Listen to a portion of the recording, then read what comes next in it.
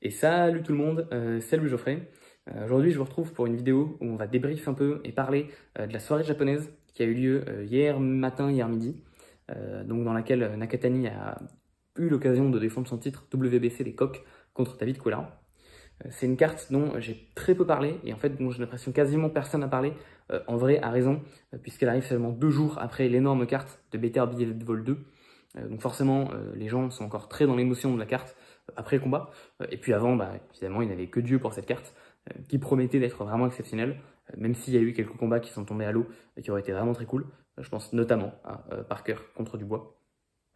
Et donc en attendant, cette modeste carte japonaise, avec seulement 3 combats vraiment intéressants, dont 2 défenses de titre, et ouais, elle passe sous les radars. Et y compris, alors pas les miens parce que je surveille cette carte, mais je veux dire, c'est également une carte que j'ai en fait assez peu couvert.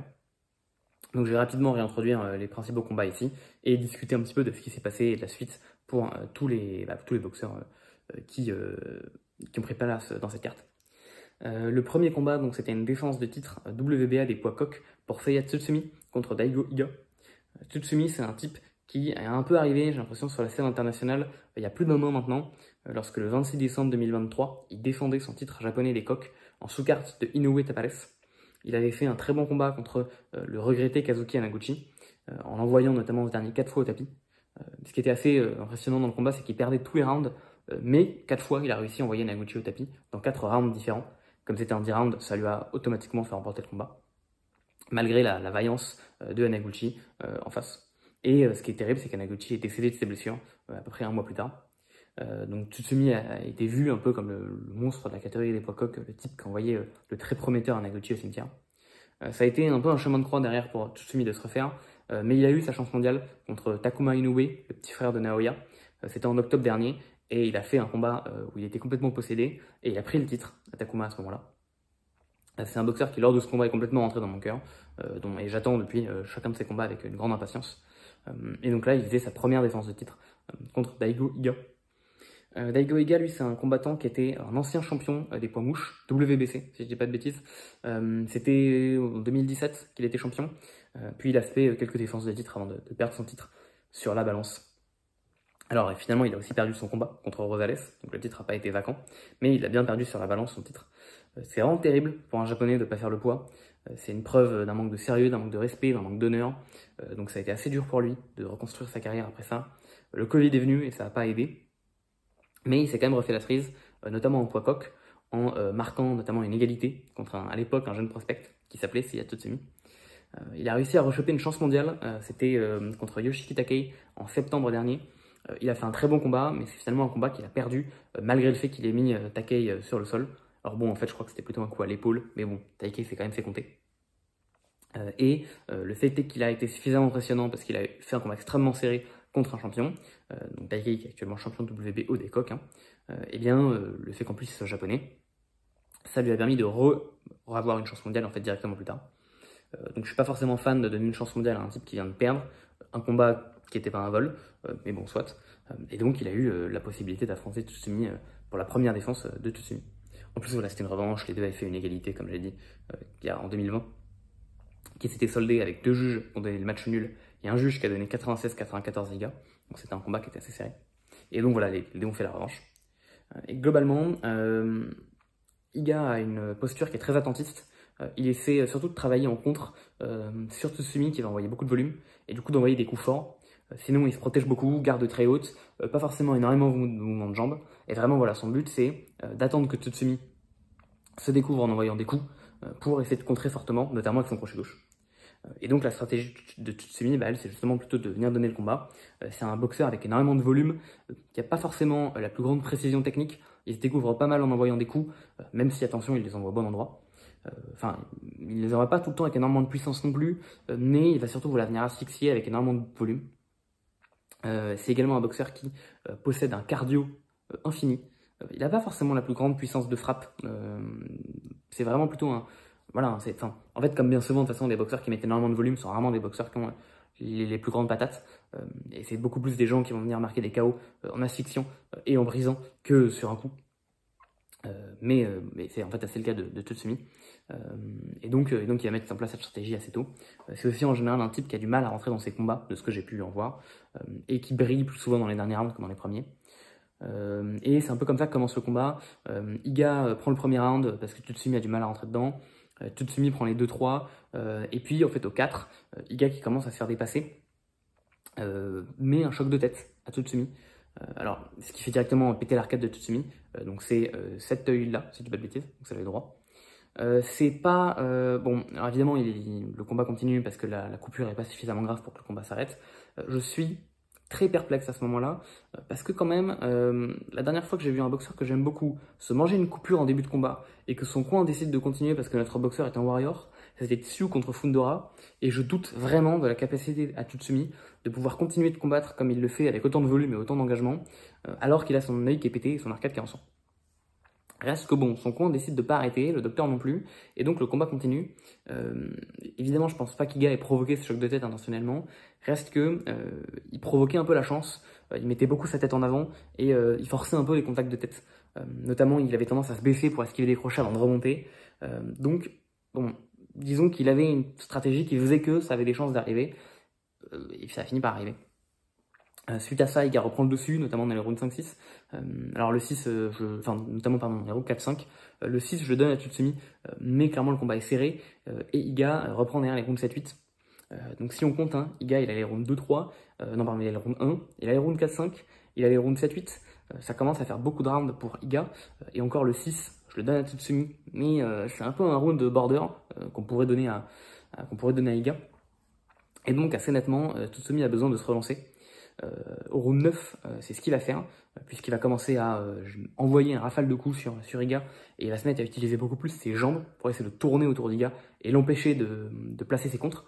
Donc il rentre, il touche, il décale, il continue de toucher, il décale, il continue de toucher, et donc Iga n'arrive pas trop à placer ses contres. Jusqu'à ce que Tsutsumi rentre, envoie des coups, ne se décale pas, Iga déclenche le crochet gauche, ça touche Tsutsumi en plein montant, et ça l'envoie au sol, à peu près 1 minute 30 de la fin du round. Donc là c'est terrible, parce que ça veut dire qu'il y a 6 rounds pour Iga, plus un knockdown, donc c'est à peu près sûr que Tsutsumi perd le combat si il fait pas un truc du genre un KO. Et le miracle se produit, alors que Iga est en train d'essayer de finir Tsutsumi, et se jette dessus pour le marteler de coups. Tsutsumi arrive à placer un crochet du droit un peu descendant, alors que Iga est en train de remonter en envoyant un uppercut. Ça le touche plein menton. Iga, qui avait de toute façon déjà des postures un peu en avant pendant tout le combat, s'écroule tête la première. C'est extrêmement impressionnant à voir. Honnêtement, je pensais pas qu'il se relèverait, et il se relève, mais il est vraiment touché. Il reste genre 15 secondes, donc Tsutsumi essaie de le terminer. Il a deux doigts de toucher le sol, l'arbitre il hésite un peu à l'arrêter. On dirait qu'il l'arrête, et qu'en fait au moment où il est en train de l'arrêter, le gong retentit, du coup finalement il l'arrête pas. Enfin c'est très bizarre ce qui se passe. Reste qu'en tout cas, il a survécu. Ce qui est génial, c'est que grâce à ce crochet envoyé, Tsutsumi ne perd pas le round, et ça c'est quand même dingue, parce que déjà il arrive à revenir à 1-1, enfin du coup il revient, si vous voulez, à... Enfin ouais, comme il y a un knockdown partout, il y a de nouveaux balles au centre, quoi, et donc le round va être remporté à celui qui en a fait le plus, et comme il a remporté tout le début du round, et toute la fin du round, et que son knockdown est plus impressionnant, on peut donner le round à Tsutsumi sans trop de problème. Mais bon, c'est quand même fou de se dire qu'on est vraiment passé à 20 secondes de la défaite de Tsutsumi, à coup sûr, parce qu'il n'avait pas l'air, enfin il lui fallait un miracle pour mettre Iga KO. Derrière, Tsutsumi reprend les rounds 10, où Iga est complètement mort, il reprend le round 11, et le round 12 est de nouveau serré, mais perso je le donne quand même à Tsutsumi. Et donc quand on fait les comptes, et ben on arrive à 7 rounds à 5 pour Tsutsumi, et on arrive à 2 knockdowns, enfin un knockdown de chaque côté, mais donc balle au centre. Donc ça semble être un combat qui est sauvé in extremis par Tsutsumi, et finalement, le combat sera déclaré match nul par les 3 juges, donc 114-114 partout. J'ai vu beaucoup de gens s'indigner de ce scoring, j'ai vu beaucoup de gens dire que Tsutsumi a clairement gagné le combat, que c'était un vol, etc. Et je suis en fait pas trop d'accord, malgré le fait que, vous avez dû capter, Tsutsumi c'est vraiment mon sang, hein, vraiment. C'est l'un de mes boxeurs préférés en service, assurément. Et bon, il se trouve que j'étais dans un train quand je regardais le combat, je sautais sur mon siège dans tous les sens quand je l'ai vu se faire knockdown et quand je le voyais perdre des rounds. Vraiment, vraiment. Parce qu'en fait, quand on pense, un combat de boxe, ça se compte en round, ça se compte pas avec qui est-ce que j'ai l'impression a mis les meilleurs trucs.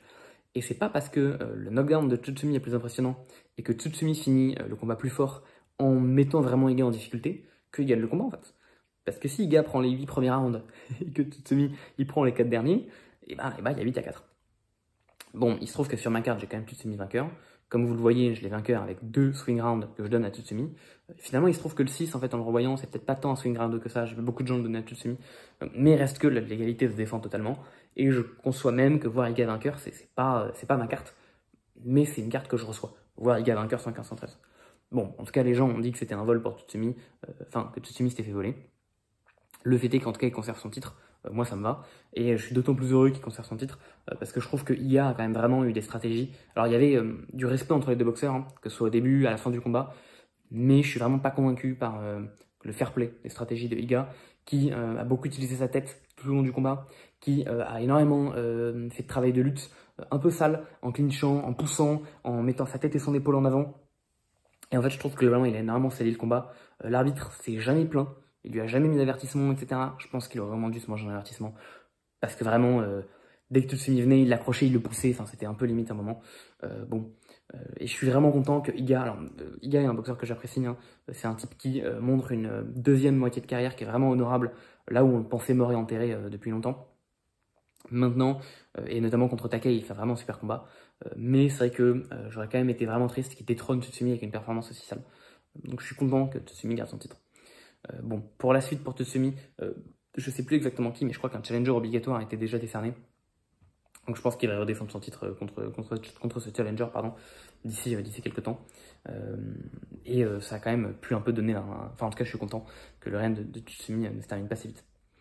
Et j'apprécie et je salue le calme énorme dont a fait preuve et le coin de Tsutsumi et Tsutsumi lui-même là après cette coupure.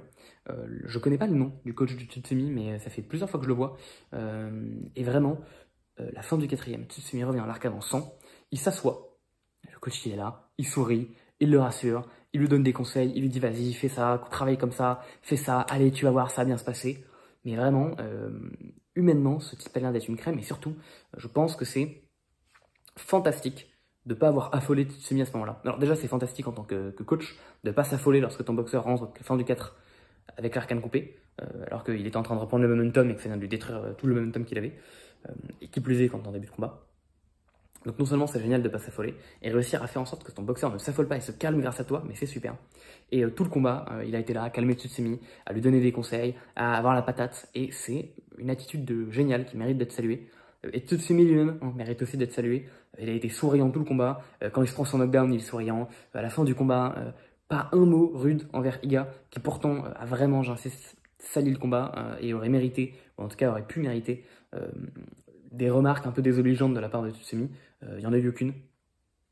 Donc non, vraiment, je salue vraiment Tsutsumi et son coach pour un combat où du coup le round 9 est actuellement supposément candidat au round de l'année. Je pense pas qu'il sera élu round de l'année quand même malgré tout, parce que c'est vrai que c'est quand même beau de voir Tsutsumi se manger un knockdown et revenir comme ça de façon aussi héroïque. Des changements de momentum, c'est des choses qu'on aime bien dans des rounds de l'année. Et c'est vrai que là, il y a Tsutsumi qui domine, puis Iga qui renverse la vapeur et Tsutsumi qui renverse la vapeur. Mais je pense que ça arrive quand même un peu tard dans le round. Les deux arrivent quand même à survivre, il n'y a pas de KO ni rien. Et puis Iga n'était pas non plus complètement dépassé dans le début du round. Donc je pense qu'on trouvera d'ici la fin d'année un meilleur round. Malheureusement. Même si actuellement, je pense que c'est le round de l'année, malgré tout. Bon, c'est le round des 2 premiers mois de l'année, quoi, c'est déjà ça. Deuxième combat qu'il y a eu, c'était le combat entre Tenshin Nasukawa et Jason Moloney. Tenshin Nasukawa, j'en ai un peu parlé il y a longtemps, quand je parlais des kickboxers qui arrivaient en anglaise. Et Nasukawa, donc de ce que j'ai compris, c'était le numéro 1 pound for pound du kickboxing au moment où il était kickboxer, il y a genre 3 ans, si j'ai bien compris, hein, parce que j'y connais pas grand chose, pour pas dire rien du tout en kick. Il était invaincu, tout ça, vraiment le chef quoi. Et puis il a fait son passage en anglaise, il a commencé à avoir... alors, c'est un type, ça se voit, il a un talent pour les sports de combat. Il se déplace merveilleusement bien, il envoie ses coups merveilleusement bien, ça se voit, c'est un showman aussi. Je sais pas à quel point on se rend compte, je pense que même moi je me rends pas compte entièrement, mais il fait des trucs, il met le show pour des japonais, je pense que c'est inédit, un mec qui met le show comme ça. Ou en tout cas c'est vraiment pas dans leur culture. Il touche, il fait des mimiques, il provoque, il a des attitudes vraiment de mec de manga. Il fait pendant son introduction, il se met au sol, il met ses gants par terre, il fait des poses chelous, enfin, c'est inouï. Bon, on lui a mis globalement pour le moment des adversaires qui n'étaient pas reconnus mondialement. On lui a mis des bons adversaires, mais c'était pas des gens reconnus mondialement. Au début, il avait un peu de mal à faire la transition, il galérait à trouver le KO. Après, il l'a trouvé.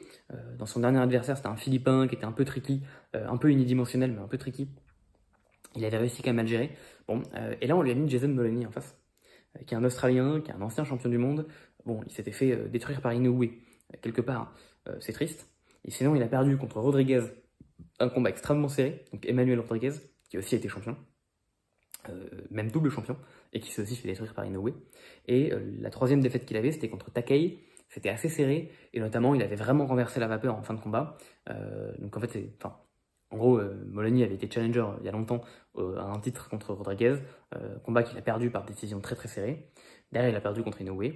Quand Inoue est monté, il a récupéré un titre vacant contre Astrolabio, qui est un très bon boxeur de la catégorie, jusqu'à ce qu'il se fasse KO en round par Nakatani, et ça n'y a rien. Et derrière, Moloney donc a défendu son titre quelques fois, avant de le perdre contre Takei au Japon. C'était en mai dernier, en sous-carte de Inoue Neri. Et ce combat-là, globalement, Moloney a fait un très bon combat, mais en fait seulement sur la fin de combat, où il a mis un pressing à Takei assez incroyable. Il a remporté toutes les dernières reprises, et il a mis Takei au bord du chaos. Le problème étant qu'il semble avoir passé la seconde 1 ou 2 rounds trop tard, et donc en fait, son titre lui a filé entre les doigts. Il a eu ici l'occasion de se racheter un peu en étant réinvité dans une soirée japonaise contre Tenshin Nasukawa. Et globalement, ce combat s'était fait, à peu près clairement, pour faire passer un gros test à Tenshin. L'idée, c'était de permettre à Moloney d'éventuellement dérailler le train Tenshin et de remonter en flèche en popularité au Japon, et probablement de lui permettre d'avoir une nouvelle chance mondiale. Parce que c'est le plus gros prospect, poids coq, à peu près assurément.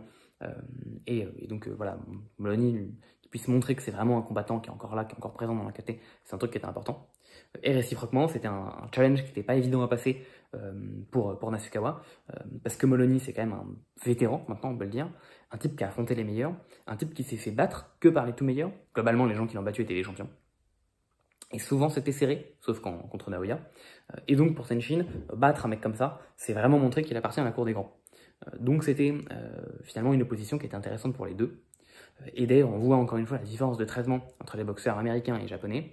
6e combat pro de Tenshin, on le revoit contre un ancien champion qui a perdu contre les plus grands. Abdullah Mason, là c'est son 17e combat, ils vont l'envoyer contre Giovanni Cabrera. C'est bien. Bon, c'est Moloney, on est au niveau d'un Kambosos en termes de place dans la KT. On n'a pas encore envoyé Mason contre Kambosos, alors qu'il a 16 combats. Après vous me direz, il est jeune, Tenshin il a déjà une carrière de kickboxing qui est longue comme le bras, c'est pas faux. Maintenant en termes d'anglaise, Tenshin on a vu qu'il y a 2 ans, c'était vraiment je débute. Mason est plus impressionnant maintenant que n'était Tenshin il y a 2 ans. Bon bref, je m'égare. Mais en tout cas tout ça pour dire que les Japonais n'hésitent vraiment pas à faire des oppositions risquées avec leurs combattants, parce qu'ils captent que c'est comme ça qu'on peut tirer le meilleur d'une population en faisant des gens, en créant des oppositions difficiles pour les deux. Et que ça va énormément bénéficier aux gagnants, et en vrai quand même bénéficier plus aux perdants que d'affronter uniquement des boxeurs de plus de seconde zone, on va dire. Bon, en tout cas, qu'est-ce qu'a donné le combat? Tenshin s'est montré vraiment incroyable. Globalement, il a perdu le premier round en prenant des droites de Moloney qu'il aurait pu un peu éviter. Après, il s'est baladé pendant tout le combat. Il a gardé le combat à l'extérieur. Il n'a pas arrêté de tourner sur sa droite. Donc c'était un combat gaucher contre droitier. Moloney est droitier, Nasukawa est gaucher. Donc il n'a pas été tourné avec sa main à l'extérieur de Moloney. Et en fait, vraiment, il s'est baladé, quoi. Il rentrait jab, il rentrait direct, il rentrait uppercut, il rentrait crochet à volonté. Moloney n'a pas vu le jour, du tout.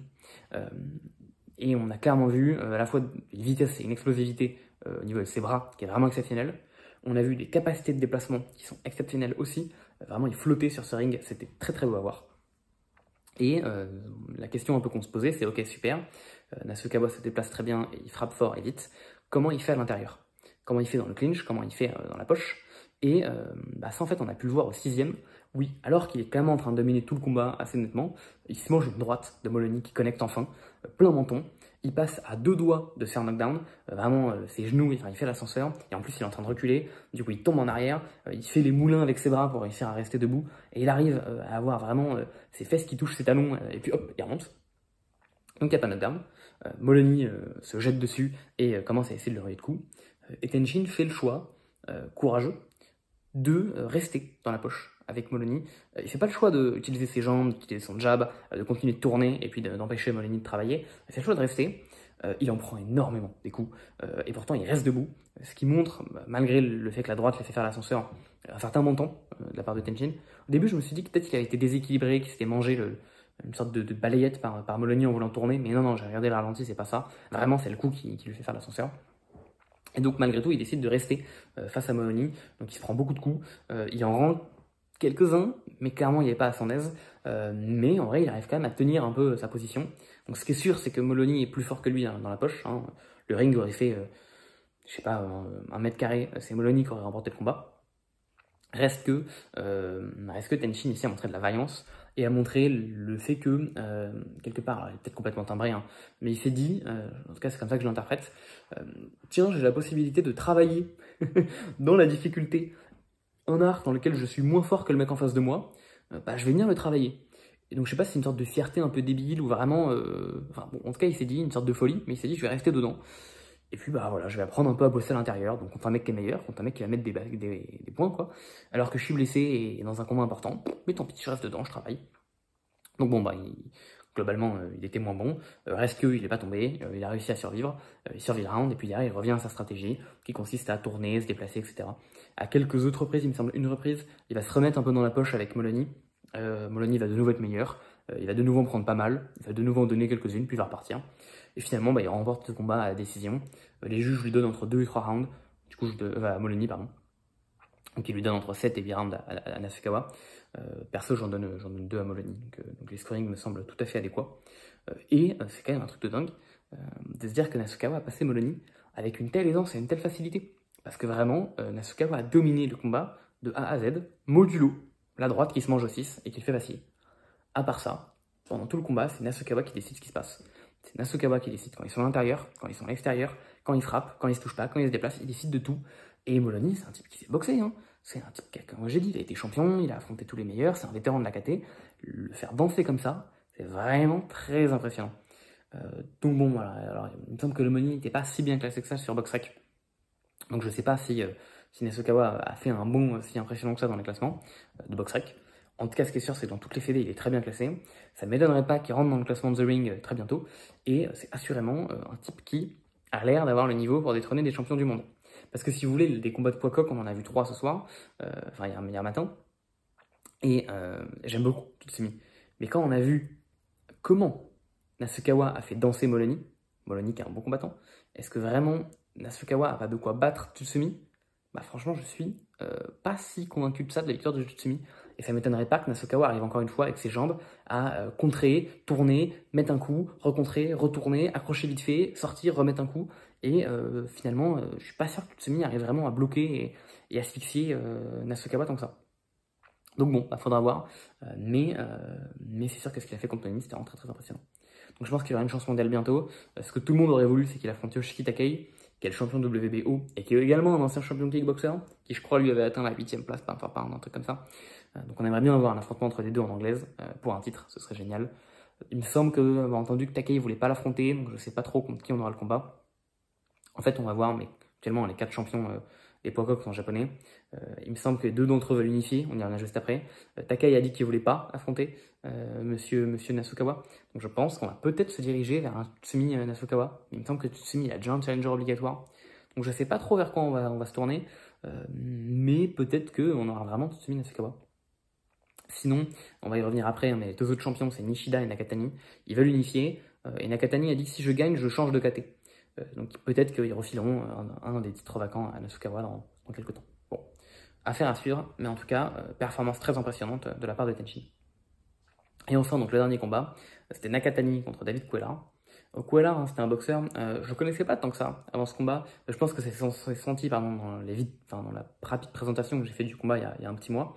Je savais que c'était un type qui était globalement vu comme une menace sérieuse, parce que, bon alors très bien classé par la WBC, mais des classements de fédé, ça veut pas forcément dire grand chose, ça veut même en fait pas dire tant de choses que ça. Mais il était surtout très bien classé par The Ring et par BoxRec. De mémoire, il était top 5 et sur The Ring et sur BoxRec. Et je fais pas trop confiance à BoxRec, qui peuvent avoir des surprises dans leurs algorithmes. Par contre, je fais vraiment confiance à The Ring. Et donc des mecs qui placent Cuellar top 5, bah c'est que dans ma tête, Cuellar, il vaut quelque chose. Je connaissais pas trop les gens qu'il avait affrontés. En fait, il est jamais sorti du Mexique. Donc ça explique pourquoi je connaissais pas trop les gens qu'il avait affrontés. J'avais juste vu qu'il était très grand. Bon. Et j'attendais un peu de voir ce que ça donnerait contre Nakatani. J'ai cru comprendre que c'était un... Enfin, je me suis aperçu que c'était un type de la Team Reynoso. Donc bon, il n'est pas Canelo ce soir sur le ring, mais voilà, c'était un bout de Reynoso. Il est très jeune, 23 ans, il est très grand aussi, il était plus grand que Nakatani. Je crois que c'est la première fois que Nakatani affronte un mec plus grand que lui. Et donc, bah, c'était un peu particulier comme combat. Et je ne savais pas trop quoi m'attendre de Cuellar. On a vu pendant le combat que c'était un type qui était très volontaire, qui était en fait assez mexicain. C'est-à-dire j'avance, quand je prends des coups, je branche pas, j'essaie de mettre des combinaisons un peu sous tous les angles. Techniquement, c'était pas un boxeur ultra technique, qu'on se le dise. C'était un boxeur par contre qui avait du cœur, assurément. Il n'avait pas l'air d'avoir tant de punch que ça non plus. Maintenant, je trouve que c'était surtout un type qui brillait par, c'est un peu méchant ce que je veux dire, mais par son côté peu orthodoxe. Et Nakatani a eu un peu de soucis à gérer le fait qu'il y ait un type qui vienne sur lui avec des angles un peu chelous et qu'attaque par des angles un peu chelous, avec des timings un peu chelous. Donc Nakatani essaie de contrer, mais il avait un peu de mal. Bon. Je pense que ce qui a gêné Nakatani dans ce combat, c'est que Cuellar était très grand et voilà, était peu orthodoxe. Donc globalement, la physionomie, c'était Nakatani recule, essaie de garder la distance avec son jab. Donc pareil, un Nakatani gaucher et Cuellar droitier. Donc il garde la distance avec le jab. Et au moment où il rentre, il essaie de le contrer avec la gauche et ou éventuellement avec un crochet ou un uppercut. Du côté de Cuellar, c'était j'ai essayé de pousser le jab et un peu de me jeter sur Nakatani. Je prie pour éviter le contre et je lui mets des coups. C'est pas forcément une mauvaise strat, parce que Nakatani qui est assez grand et qui a des longs segments, et pas très à l'aise à l'intérieur, ça s'est vu par le passé, c'est pas là où il est vraiment le plus à son aise. Donc je pense que le game plan était ok. Et alors le combat je l'ai vu 2 fois, en fait il dure que 3 rounds, donc c'était pas très long de le voir 2 fois. Et lorsque je l'ai vu en live, je trouvais que Nakatani se faisait beaucoup toucher. Je trouvais en fait qu'il était pas si efficace, qu'il manquait beaucoup de contre. Et de mémoire, je donnais le round 1 à Nakatani, le round 2 à Cuellar. Et même le round 1, j'hésitais à le donner à Cuellar. Et le round 3, je trouvais que Cuellar le prenait aussi pas mal en fait. Parce que vraiment, bah, il rentrait bien, il se faisait peu contrer, il touchait bien Nakatani. Et dans quelques séquences, bah, c'est vraiment lui qui remporte l'échange, qui a l'air de mettre des coups durs. Et Nakatani qui a l'air de subir, de se mettre en carapace et puis de reculer. Bon, en fait, j'ai revu le combat. Il y a quand même beaucoup de contres que Nakatani envoie que j'avais pas forcément vu tant que ça lors de mon premier visionnage. Enfin, je pensais plutôt que j'ai mis tellement Nakatani que je suis ultra stressé dès que je le regarde son combat. C'est comme une Inoue. À chaque fois, j'ai le cœur qui se noue et j'ai trop peur qu'il se mange un lucky punch sur le menton et qu'il tombe. Donc je pense que dès qu'il mettait un coup, j'étais en mode non, mais tant qu'il étale pas Cuellar, le combat n'est pas fini. Et dès que Cuellar mettait un petit crochet, j'avais super peur. En vrai, les coups de Nakatani rentrent quand même en fait assez bien, notamment avec cette gauche qui arrive à toucher Cuellar assez nettement. En fait, je crois en plein milieu, hein. Cuellar a beau se protéger, la gauche elle rentre. Cuellar décale assez peu avec des mouvements de tête ou des mouvements de jambes, donc souvent la droite passe. Et c'est vrai quand même que malgré tout, pour rendre à César ce qu'est à César, Cuellar touche Nakatani à plusieurs reprises. Et c'est vrai que Nakatani recule, mais en vrai il domine quand même l'action. Donc en fait finalement je sais pas trop comment les juges ont scoré ça, mais en fait je donne les 2 premiers rounds à Nakatani malgré tout. Et le troisième est quand même un peu plus serré, Cuellar fait quand même un peu plus d'ajustements, il arrive à toucher Nakatani dans des bons échanges, et il est potentiellement en train de remporter le round. Et alors qu'il reste à peu près 40 secondes, il fout Nakatani dans les cordes, il commence à vraiment engager une séquence un peu de combat dans la poche, et Nakatani fait un truc qu'il a jamais trop fait dans ce combat-là. Il commence à pousser, donc ça c'est normal, pour prendre ses distances. Et ensuite, au lieu de prendre ses distances, quoi, bah, il envoie. Et donc il envoie une combinaison de 4-5 coups qui surprend clairement Cuellar. Il s'attendait pas à ce que, alors qu'il est dans la poche, Nakatani lui renvoie des coups. Donc lui il commence à dérouler, et puis il se prend un premier uppercut ici au niveau de l'avant-bras, donc c'est un uppercut du bras avant. Nakatani enchaîne avec une gauche, avec une autre gauche, avec un autre bras, et puis en fait Cuellar se prend un coup et commence à reculer. Nakatani le poursuit en lui envoyant une gauche au niveau du foie que Cuellar prend mal, et ça se voit, et donc Nakatani enchaîne avec une gauche en haut et Cuellar tombe. C'est quasiment la fin du round, il bat le compte, donc il se relève. Nakatani lui fonce dessus, une première gauche dans le menton, une deuxième gauche, merci au revoir, rideau plié, combat terminé. Et donc, waouh. Encore une fois, combat du coup très impressionnant, Nakatani, qui trouve une petite ouverture, une bonne séquence, bam, rideau. En voyant le combat, hein, j'ai quand même du mal à croire que Cuellar aurait pu tenir 12 rounds comme ça. Il prenait quand même pas mal de gauche, pas toutes, hein, mais il prenait quand même pas mal de gauche. Après, je pense qu'il aurait pu faire mal à Nakatani, mais il avait l'air de manquer le punch pour vraiment le coucher, ou vraiment l'ébranler. Donc je pense que... Et puis Nakatani démarre pas tout le temps très vite ses combats.